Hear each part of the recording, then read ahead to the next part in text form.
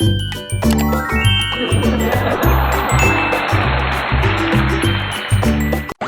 Doctor ಬಂದ್ರೆ ಅಯ್ಯವ್ವ. ಏನ್ರಿ ಇದು ಆವಾಜ್? ದವಾಖಾನ್ಯಾಗೆಲ್ಲ ಹಿಂಗೆ ಆವಾಜ್ ಮಾಡಬಾರ್ದು, ಗೊತ್ತೈತಿಲ್ಲ ನಿಮ್ಗೆ? ಪೇಷಂಟಿಗೆ ಬಿಡ್ರಿ, ಎಲ್ಲರೂ ಹೊರಗೆ ನಡ್ರಿ ಇಲ್ಲಿಂದ.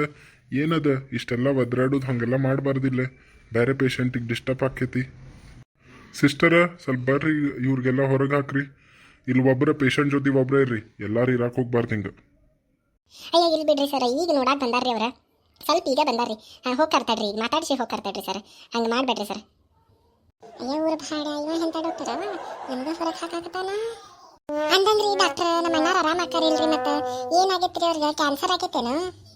ನೀವು ಹೇಳವಲ್ರಿ ಅವ್ರಿಗೆ?